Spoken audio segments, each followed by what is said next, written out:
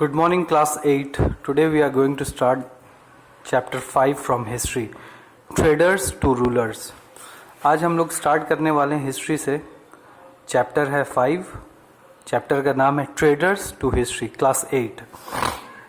इसको स्टार्ट करने से पहले इसका मतलब समझ लीजिए आप लोग. ट्रेडर्स टू रूलर्स मतलब तिजारत, कारोबार, बिजनेस करने के बिजनेस किया करते थे ब्रिटिश यहाँ पे आकर के. पहले कारोबार करते थे, उसके बाद उन्होंने कैसे हिंदुस्तान के ऊपर हुकूमत करना शुरू किया.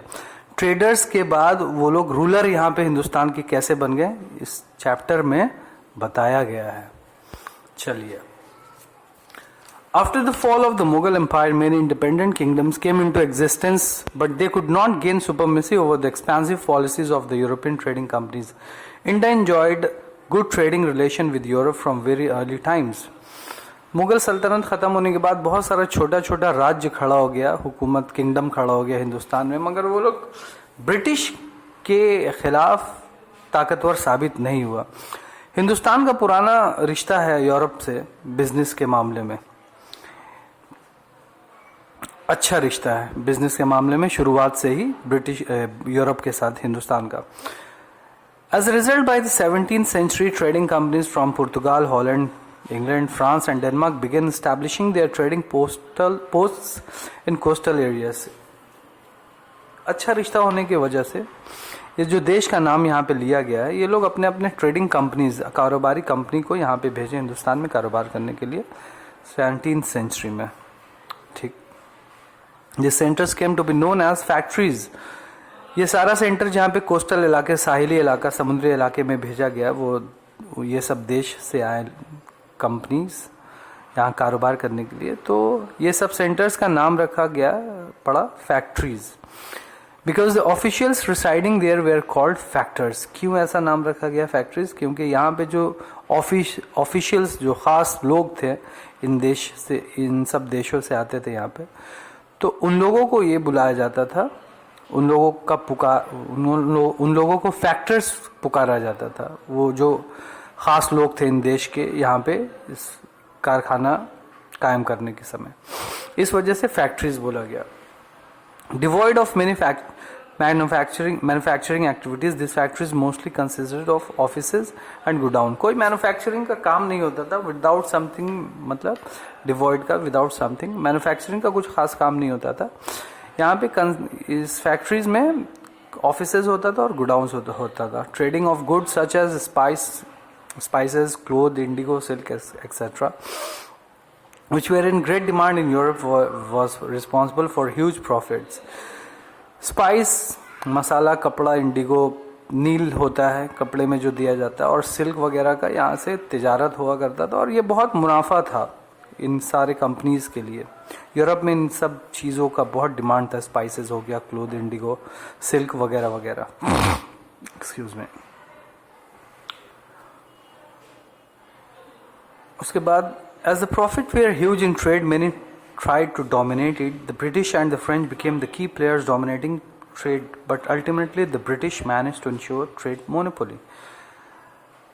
मोनोपोली मतलब होता है एक मार्केट का स्ट्रक्चर, मार्केट का नीति होता है, कारोबार के एक नीति को बोलते हैं मोनोपोली. खैर, तो जैसे कि ये बहुत मुनाफा हो रहा था यहाँ पे कारोबार करने से, तो फ्रांस और इंग्लैंड का बहुत जोर था कि वो लोग पूरे तरीके से हिंदुस्तान के हर मार्केट में काबिज साबित हों, मतलब डोमिनेट साबित हो. मगर इसमें फ्रांस पीछे रह गया और इंग्लैंड, ब्रिटिश आगे बढ़ गया.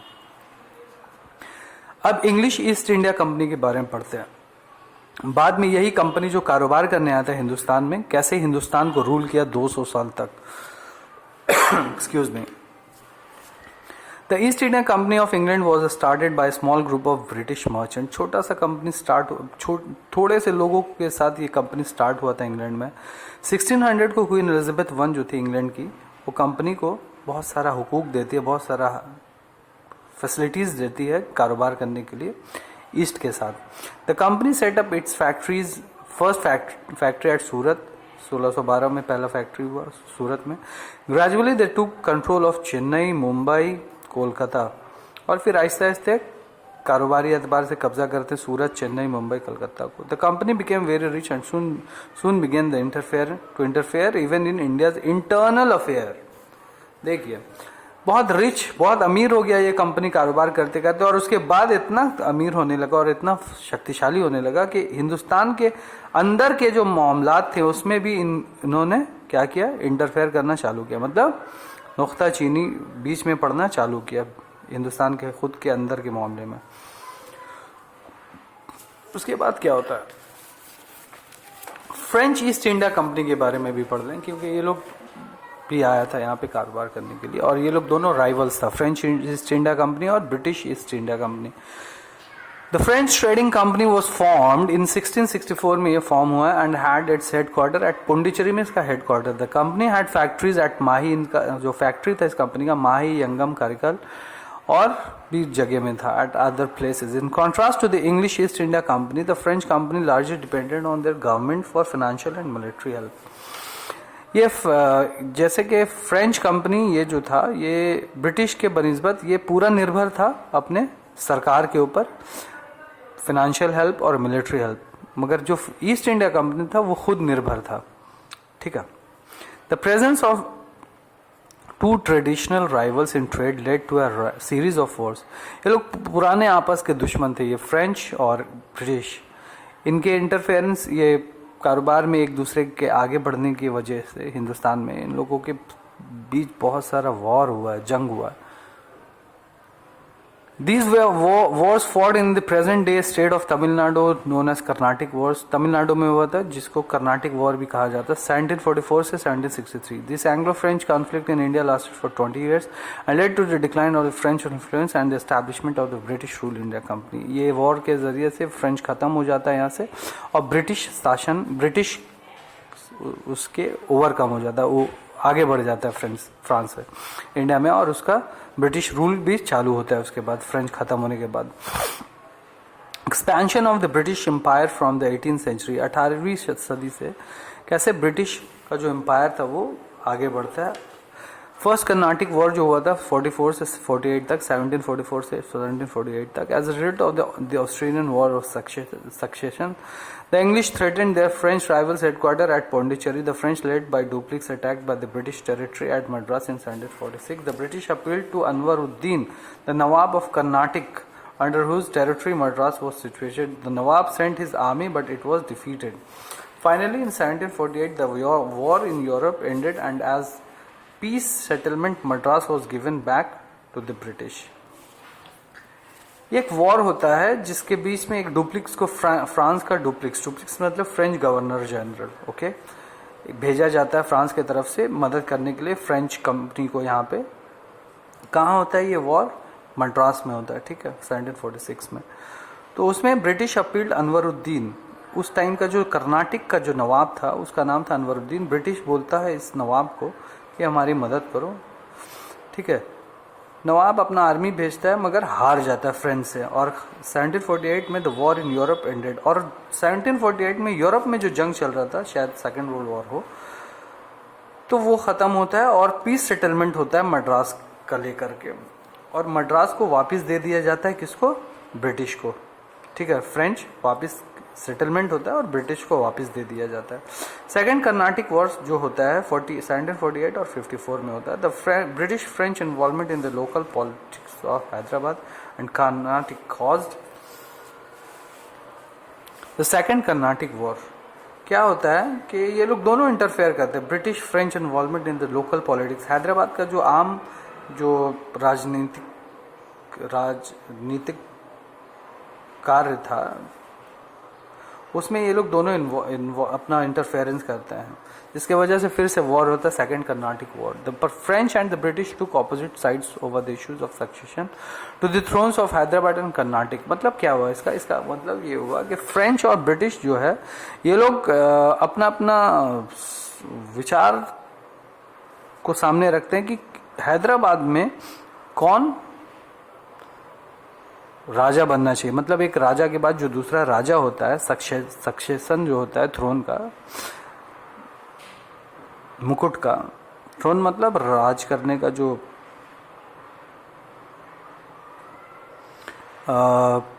सिंहासन, एग्जैक्टली सिंहासन में कौन बैठेगा। तो ये लोग दोनों का अपना अपना अलग अलग विचारधारा होता है। हैदराबाद के सिंहासन में बैठाने के लिए कि ब्रिटिश का अलग होता है और फ्रेंच का अलग होता है। ब्रिटिश बोलता है कि मोहम्मद अली को बैठना चाहिए कर्नाटक के थ्रोन पे, और French candidate French in place of the French candidate चंदा साहब अपॉइंटेड होता है फ्रेंच की तरफ से, और ब्रिटिश बोलता है नहीं, चंदा साहब नहीं, मोहम्मद अली को बैठना चाहिए। मगर while the French succeeded in installing Muzaffar Jang as the Nawab of Hyderabad in place of British candidate Nasir Jang, और फ्रेंच कहते हैं कि मुजफ्फर जंग को नवाब बनना चाहिए हैदराबाद का, जिस नासिर जंग के बदले में। नासिर जंग किसका अपॉइंटेड कैंडिडेट है? ब्रिटिश का अपॉइंटेड कैंडिडेट है।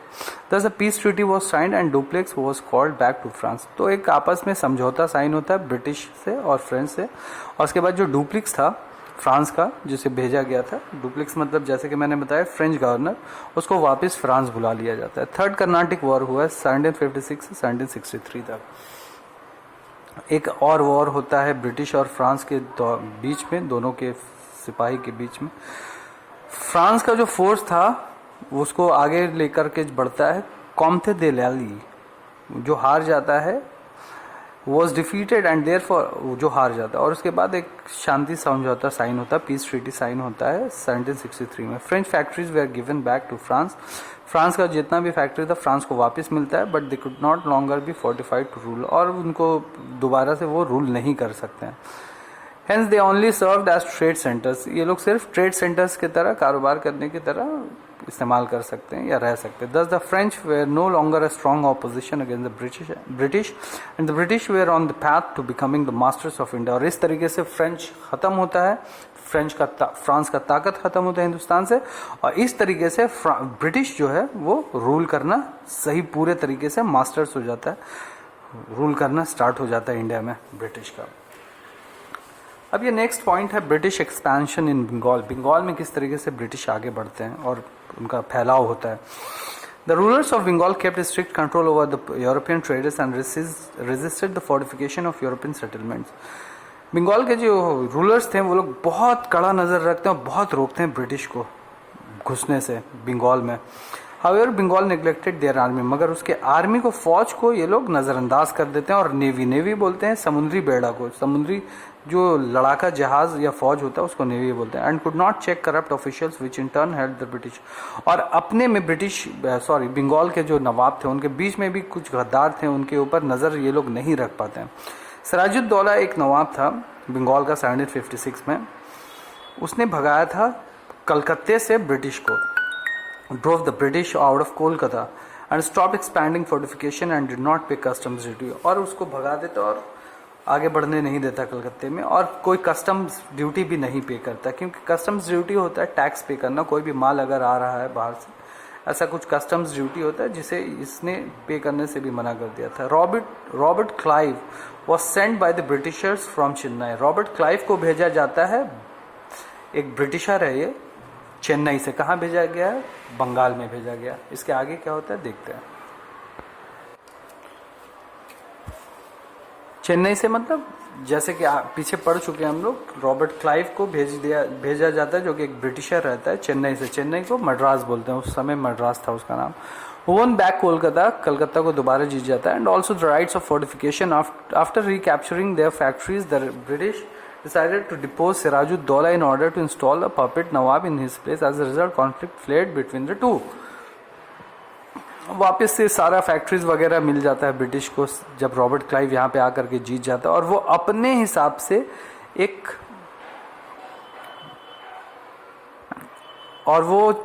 उसके बाद सिराजुद्दौला को हटाना चाहता है, और चाहता है कि सिराजुद्दौला नवाब को हटा करके बंगाल में अपना खुद का एक मतलब पपेट, मतलब हाथ का पपेट, जैसे कि मूर्ति को जैसे नचाते हैं, गुड़िया को अपने हाथ से नचाते हैं, उसको बोलते हैं पपेट। ठीक है, अपना एक पपेट को बैठा है उसके जगह में। As a result conflict flared between the two. ये जब ऐसा सोच विचार सामने आया तो दोनों के बीच में, मतलब बंगाल के नवाब सिराजुद्दौला और उनके ब्रिटिश के बीच में जंग होना, लड़ाई झगड़ा होना चालू होता है। बैटल ऑफ प्लासी जो है 1757 में एक जंग होता है, जहाँ पे the British appointed Robert Clive to lead their force. Robert Clive जो था उसको बोला जाता है तुम जंग करो और तुम फौज को आगे लेकर के बढ़ो नवाब के खिलाफ। Mir Jafar, Clive won over Mir Jafar, Mir Jafar को हरा देता है Clive, the commander in chief of Siraj. Sirajuddaula का जो कमांडर इन चीफ था वो मीर जाफर था। रॉबर्ट क्लाइव जंग करता है और मीर जाफर को हरा देता है। And some its court members and waged the battle of Plassey, ठीक है, 1757 में 23 जून में होता है battle of Plassey. Siraj was defeated and killed, Siraj हार जाता है और मर जाता है।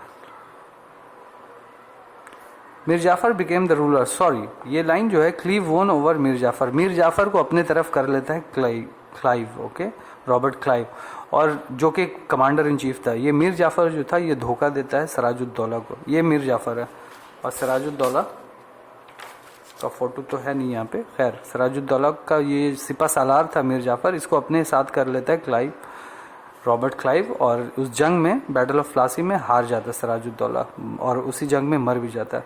फिर मीर जाफर को रूलर बना दिया जाता है, बंगाल का नवाब बना दिया जाता है सिराजुद्दौला के मरने के बाद। Mir Jafar rewarded the British East India company with a large sum of money and zamindari. Mir Jafar को बहुत सारा पैसा मिलता है और बहुत बड़ा जमींदारी मिलता है, और उसको ये भी हक मिलता है कि वो सारा रेवेन्यू मतलब टैक्स अवाम से कलेक्ट कर पाए 24 परगना का, ठीक। And rights to free trade, और फ्री ट्रेड बिना टैक्स वैक्स का आराम से कारोबार कर पाए। Thus the victory of Plassey transform the Britishers from mere traders to a major political force in Bengal. इस बैटल ऑफ प्लासी में जीत के बाद ब्रिटिशर्स जो छोटे मोटे कारोबारी थे यहाँ पे, ट्रेडर्स थे, उनको यहाँ पे एक बहुत बड़ा मकाम मिल जाता है पॉलिटिकल फोर्स का, मतलब पॉलिटिकल फोर्स ऑफ इन बंगाल में ये पॉलिटिकल फोर्स बन करके उभरते हैं। This showed the weakness of the Indian political system. इससे ये साबित हो जाता है कि पॉलिटिकल सिस्टम जो है, राजनीतिक जो ढांचा है हिंदुस्तान का, वो बहुत कमजोर है। Mir Jafar fail to meet the company's constant heavy monetary demand, so 1760 the company depose Mir Jafar and made his son in law Mir Kasim the Nawab of Bengal. Mir Jafar को तो ये लोग नवाब बना दिया था, मगर उसको टैक्स पे करने के लिए बहुत प्रेशर रहता था जो कि वो नहीं कर पाता था। तो मीर जाफर को हटा करके उसका जो दामाद था, सन इन लॉ था, मीर कासिम को नवाब बना दिया जाता बंगाल का। He in turn gave the company the zamindari of Burdwan, Midnapore and Chittagong. He in turn gave the company the zamindari of Burdwan, Midnapore and Chittagong. बदले में क्या होता है, ये कंपनी को जमींदारी दे देता है बर्दवान का, मिदनापुर का और चिटागोंग का। कौन? Mir Kasim. But after some time Mir Kasim tried to free himself from British control by removing their officials from the court and abolishing duties on internal trade। मगर कुछ समय के बाद ये परेशान हो जाता है ब्रिटिश से, ये मीर कासिम, और ये चाहता है कि इसके कोर्ट में जो भी ब्रिटिशर्स है या ब्रिटिश के अपॉइंटेड लोग हैं उनको हटाया जाए। This was unacceptable to the British as it posed a threat to their trade monopoly, hence they decided to depose Mir Jafar too। मगर ऐसा अगर मीर जाफर जैसा सोच रख रहा था कि जो ब्रिटिशर्स उसके कोर्ट में अपॉइंटेड है या इंटरफेयर कर रहे हैं मामले में, इंटरनल मामले में, उसको हटाया जाए, तो ये एक थ्रेट हो गया था, एक डर हो गया था ब्रिटिश लोग के लिए कि अगर मेरे लोगों को हटा दिया गया तो वापस से ये हमारे हाथ से बंगाल निकल जाएगा। तो इसके लिए उन्होंने मीर कासिम को भी हटाना चाहा नवाब के ओहदे से। फिर बैटल ऑफ बक्सर होता है 1764 में। ब्रिटिशर्स डिफीटेड मीर कासिम 1763, मीर कासिम को हरा देता है इस साल, और मीर जाफर को बना देता है नवाब ऑफ बंगाल फिर से। Mir Kasim fled to Awadh and entered in the alliance of with Sirajuddaula of Awadh and Mughal emperor Shah Alam II। तो मीर कासिम भाग जाता है अवध की तरफ और अवध का नवाब से जाकर के मिल लेता है, और मुगल एम्पायर उस टाइम में जो था शाह आलम II, उससे जाकर के मिल लेता है, एक साथ हो जाते हैं ये लोग। The British defeated the combined force of their army. Buxar में जंग होता है, ये लोग सब सिराजुद्दौला, नवाब शुजाउद्दौला जो कि अवध के नवाब थे, मुगल एम्पायर शाह आलम जो थे, और मीर कासिम, ये लोग तीनों मिलकर के एक फौज बनाते हैं और बक्सर की जंग होती है जिसमें ब्रिटिश हरा देते हैं इन तीनों का फौज जो मिल करके आता है लड़ने के लिए। 22 अक्टूबर 1764 में Awadh was restored to Shujauddaula in return for a sum of 50 lakh rupees at war damage. Awadh जो था शुजाउद्दौला को वापस मिल जाता है, मगर एक शर्त पे। क्या शर्त था? कि 50 लाख उसे देना पड़ा जो जंग में खर्च हुआ है, नुकसान हुआ है ब्रिटिश का। Shah Alam II issued a Farman. Shah Alam II जो था मुगल का सो कॉल्ड नाम का ही वो मुगल एम्पायर था, एक फरमान जारी करता रॉयल ऑर्डर 1765 में, granting the company the diwani right to collect revenue of Bengal, Bihar and Orissa along with the powers of military and criminal jurisdiction. इस जंग में हारने के बाद ये मुगल एम्पायर जो शाह आलम II था, ये फरमान एक हुक्मनामा जारी करता 1765 में कि आप लोग ब्रिटिशर्स को कहते हैं ये कि आप लोग सारा टैक्स कलेक्ट कर सकते हैं बंगाल का, बिहार का, उड़ीसा का, और सारा फौजी ताकत जो है, सारा कानून जो है आप लोग अपने हिसाब से चलाइए। ये एक फोटो है जिसमें ये दिखाया जा रहा है इस पेंटिंग में कि Lord Clive diwani from Shah Alam II। Shah Alam जो था शाह आलम मुगल एम्पायर था, वो दीवानी मतलब एक तरह का हुक्मनामा है जो दे रहा है, जो कि हम लोग यहाँ पे डिस्कस कर लिए।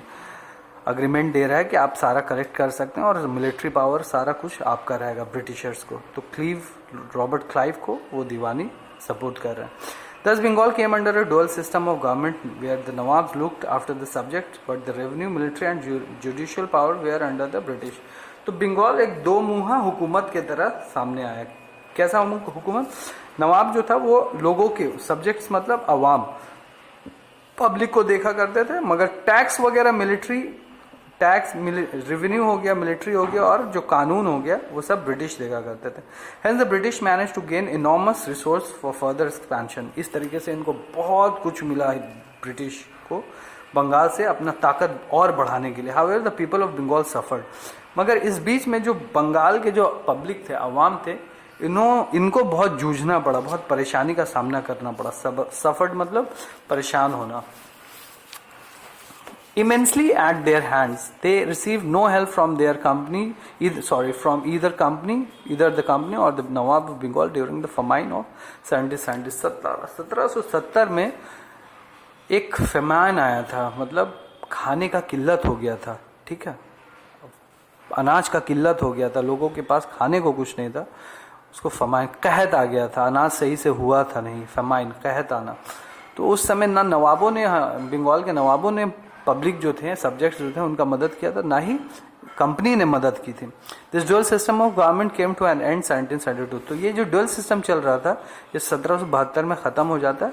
कब, कैसे खत्म होता है? जब वैरन हेस्टिंग को पहला governor general of Bengal appoint किया जाता है 1772 से लेकर 1785 तक। The Anglo Mysore war. अब हम लोग पढ़ेंगे एंग्लो मैसूर वॉर के बारे में। एंग्लो मैसूर वॉर्स जो है, the state of Mysore,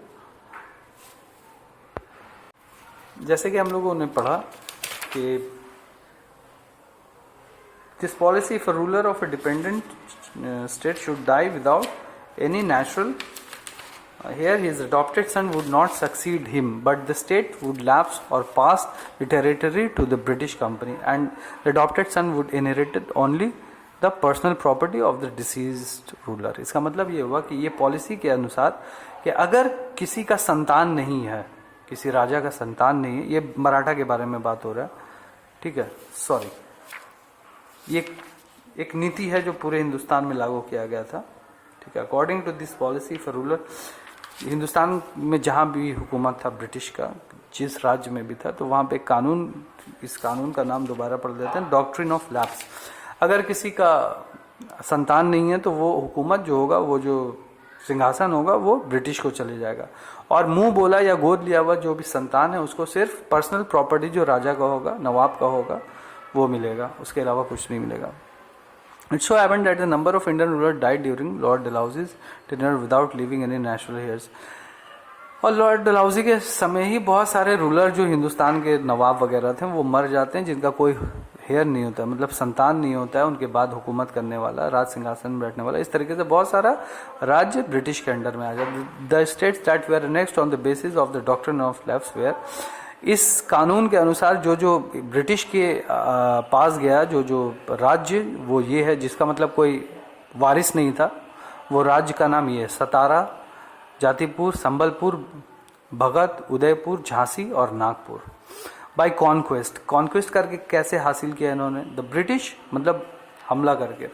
the British waged ruthless wars and conquered Punjab, lower Burma and Sikkim near the foot of the Himalayas. ये जो जगह का नाम लिया गया, इसमें वॉर करके, इसमें अपने फौज को भेज करके अपने अंडर में किया। On the pretext of miss governor, अब ये थर्ड पॉइंट क्या है इसका मतलब, जैसे कि कोई नवाब है या राजा है किसी राज्य का, अगर वो सही से हुकूमत नहीं कर रहा है तो उस पर इल्ज़ाम लगा के कि तुम सही से हुकूमत नहीं कर रहे हो इसलिए तुम्हारा राज ब्रिटिश अपने अंडर में ले रहा, उस बेसिस पे अवध जो एक स्टेट था, जो वाहिद एक स्टेट अकेला बचा था जो जिस पे नवाब का हुकूमत था, नवाब वाजिद अली का, तो उसको बोला गया कि तुम सही से हुकूमत नहीं कर पा रहे, राज्य में बहुत कंप्लेन है, तो तुम्हारा राज्य हम लोग ब्रिटिश के अंडर में आ रहा है, ब्रिटिश गवर्नमेंट के अंडर में आ रहा है, और तुम वो सालाना 12 लाख रुपया मिलेगा, ठीक है, खर्च के लिए, तुम अब इस ओहदे से हट जाओ, मतलब नवाब वाले ओहदे से हट जाओ। और उसको अवध से निकाल करके कलकत्ते में भेज दिया जाता है। उस समय कोलकाता का नाम था Calcutta. Even the army of Awadh was disbanded. इसका खुद का आर्मी भी था, नवाब वाजिद अली का अपना खुद का आर्मी था, और उस आर्मी को भी बोला गया, मतलब वाजिद अली को बोला गया अब आर्मी को रखने का भी कोई ज़रूरत नहीं, हम लोग सब कुछ संभाल लेंगे। This annexation caused a great deal of discontent among the people and the soldiers who later took part in the mutiny. ऐसा हरकत जो ब्रिटिश का था, तो इसकी वजह से लोगों में बहुत गुस्सा आया, और जो नवाब वाजिद अली शाह की फ़ौज में भी जो फ़ौजी भी थे उनमें भी ब्रिटिश के प्रति बहुत गुस्सा आया, और उन लोगों ने म्यूटनी में ब्रिटिश के खिलाफ कदम उठाया। म्यूटनी जब आएगा तब बताया जाएगा कि म्यूटनी क्या हुआ था। ब्रिटिश के खिलाफ एक एक्ट हुआ था।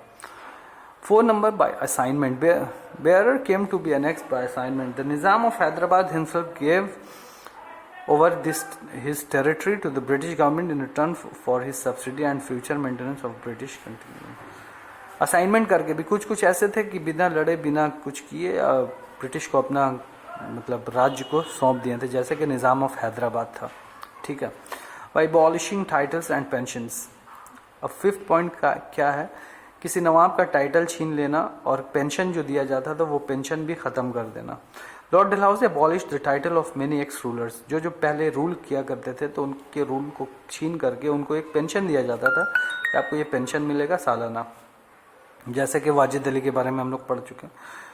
And the nawabs of Karnataka Surat and Raja of Tanjore. तो क्या हुआ, ये टाइटल छीन लिया गया एक रूलर का, और उनको किनका छीना गया, नवाब ऑफ कर्नाटक का, सूरत का, राजा ऑफ तंजौर। अब इनका जो टाइटल नवाब दिया गया था या राजा जो था ये सब छीन लिया गया था। Also refuse to pension. और किसी को जिसको पेंशन मिला करता था सालाना खर्च ब्रिटिश शासन की तरफ से, क्योंकि उन्होंने अपने हुकूमत को सौंप दिया था ब्रिटिश को, उनका पेंशन को भी ख़त्म कर दिया गया था। Nana Sahib successor of Peshwa Bajirao of Poona avenge the britisher for this denial. Nana Sahib जो थे, जो कि पेशवा के बाजीराव ऑफ पुणे, मतलब यहाँ के जो राजा थे, जब ऐसा ब्रिटिश ने किया कि टाइटल छीन लिया और पेंशन देना बंद किया, तो उन्होंने ब्रिटिश के खिलाफ आवाज़ उठाया और बदला दिया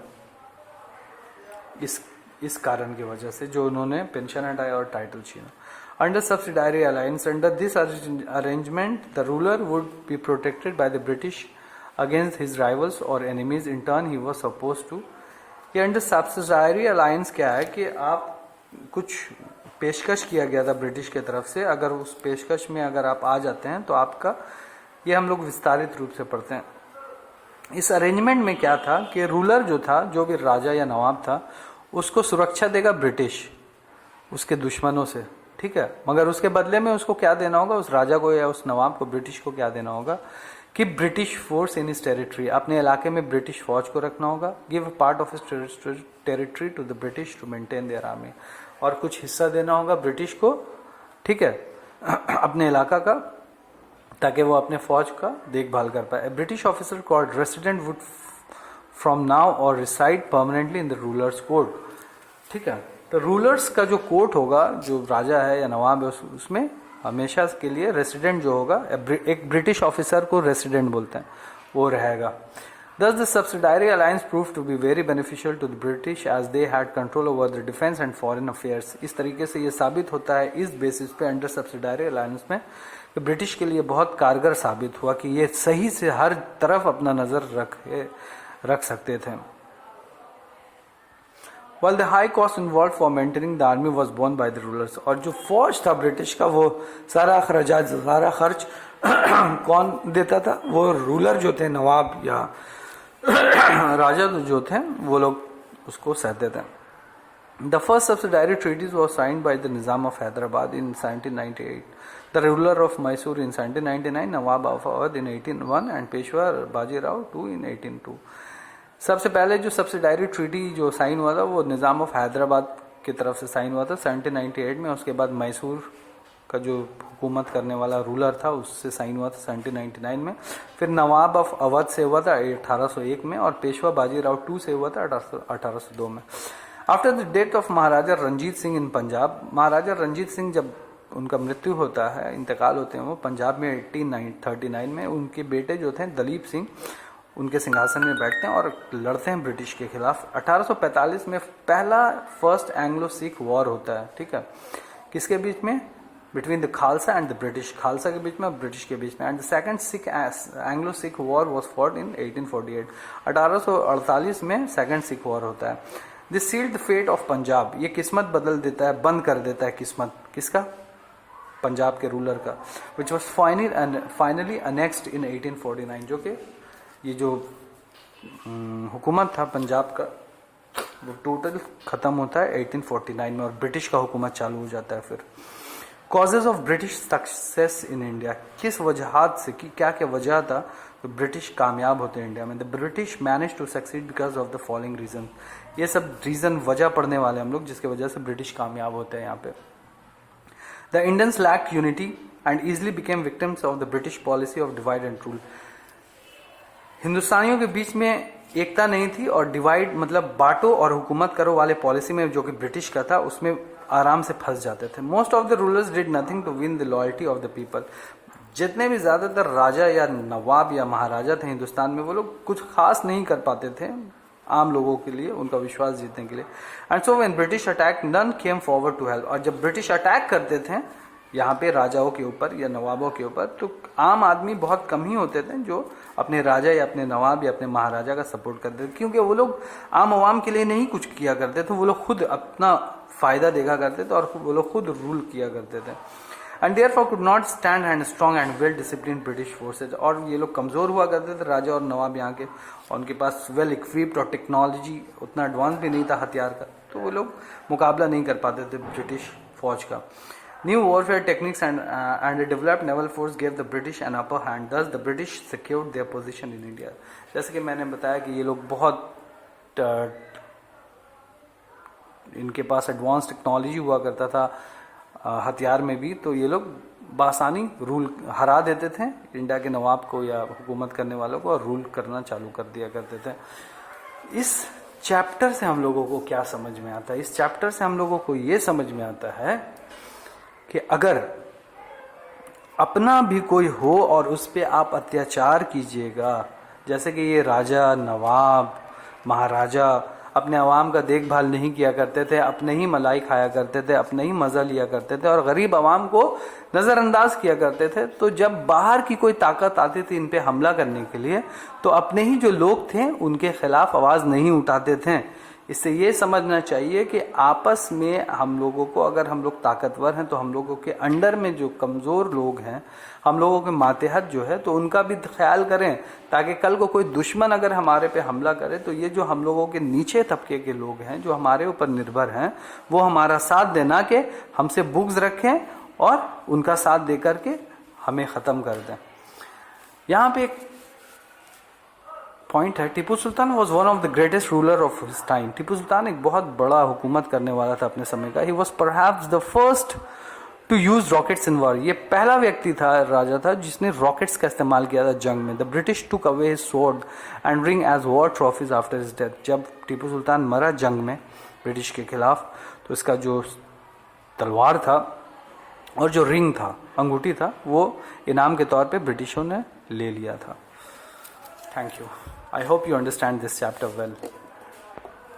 The Anglo-Mysore War जो है ये मैसूर में होता है जंग ब्रिटिश से, और मैसूर के ये विस्तारित रूप से हम लोग पढ़ने वाले हैं। The state of Mysore and the Marathas were the main rival of the British. Mysore और मराठा जो थे ये बहुत बड़े दुश्मन थे, ब्रिटिश को एकदम नापसंद किया करते थे। Mysore was ruled by Hyder Ali and later by son Tipu Sultan. Mysore का जो राजा था पहले हैदर अली था, उसके बाद उसका बेटा Tipu Sultan. During Warren Hasting governor generalship Mysore and the British clashed 4 times।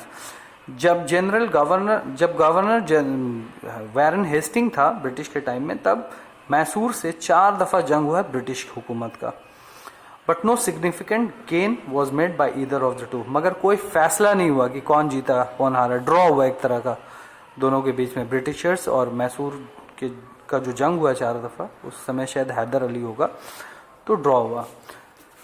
अब आते हैं the Anglo Maratha Wars. First Maratha war जो हुआ 1775 में से लेके 82 तक, it was fought between Maratha के बीच में हुआ और इंग्लिश के बीच में, ब्रिटिशों के बीच में हुआ था। किस वजह से हुआ? Issue of succession to the throne of the Peshwa. Peshwa का जो राजा, मराठा का जो राजा बनेगा वो कौन बनेगा, उस सिंहासन में कौन बैठेगा, उसका लेकर के जंग हुआ था। The contenders for the throne were Madhav Rao two and Raghunath Rao. ये 2 कंटेस्टेंट है, 2 को बनना था, एक माधव राव टू एक जगह में और दूसरा रघुनाथ राव मराठा के थ्रोन में, सिंहासन में। ब्रिटिश सपोर्ट करते थे रघुनाथ राव को, वाइल माधव राव टू वो supported by the Maratha chief. Maratha के जो खास लोग थे, बड़े बड़े लोग थे, वो लोग माधव राव को सपोर्ट कर रहे थे और ब्रिटिश चाहता था कि रघुनाथ राव बने, सिंहासन में बैठे और हुकूमत करें महाराष्ट्र को, ठीक है, बाय मराठा चीफ। और कौन? Nana Pandav is the chief minister of the Peshwa. None of the two sides emerge victorious after the war. इसके लिए जंग होता है, Maratha war, Anglo Maratha war होता है और इसमें कोई नतीजा नहीं निकलता है पहले वॉर में। द सेकेंड मराठा वॉर 1803 से 1805, it was fought between governor general Lord Wellesley and the Marathas. Maratha से और लॉर्ड वेलेस्ली का जंग होता है सेकेंड मराठा वॉर में 1803 से 1805 तक। The Maratha loss the war, Maratha हार जाते हैं और inter into subsidiary alliance with Lord Wellesley, और उनको बात मानना होता है लॉर्ड वेलेस्ली का। द थर्ड मराठा वॉर 1816 से 19 तक, this was the final and decisive battle between the Maratha and the British. ये फाइनल वॉर था ब्रिटिश और मराठा के बीच में। मराठा के बीच में होता है और मार्कस हेस्टिंग्स के बीच में होता है, the governor general of India. उस समय के ये गवर्नर जनरल ऑफ इंडिया थे। Where the Maratha power was completely crushed. पूरे तरह से इस थर्ड मराठा वॉर में इनका शक्ति को खत्म कर दिया जाता, मराठा का शक्ति को, मार्कस हेस्टिंग की तरफ के द्वारा, मतलब ब्रिटिश के द्वारा। Thus the Britishers took resource to different means further dominance their dominance over India, this includes. और इस तरीके से इन लोगों को और मौका मिल जाता है अपना इन्फ्लुएंस जाहिर करने के लिए इंडिया का। ये अब हम लोग पढ़ने वाले कैसे कैसे ये लोग और अपना शक्ति बढ़ाते हैं हिंदुस्तान पे, इंडिया पे ब्रिटिशर्स हुकूमत करने के लिए। डॉक्ट्रिन, पहला है doctrine of lapse. Lord Dalhousie became the governor general. 1848 में लॉर्ड डलहौजी गवर्नर जनरल बनते हैं इंडिया का, ब्रिटिश के अपॉइंटेड गवर्नर जनरल है ये। And soon after devised a policy called doctrine of lapse. एक कानून बनाते हैं डॉक्ट्रिन ऑफ लैप्स, इसके बारे में हम लोग पढ़ते हैं विस्तारित रूप से। According to this policy, if a ruler of a dependent state should die without any natural heir, his adopted son would not succeed. इसके बारे में हम लोग सही से माने के साथ पढ़ते हैं।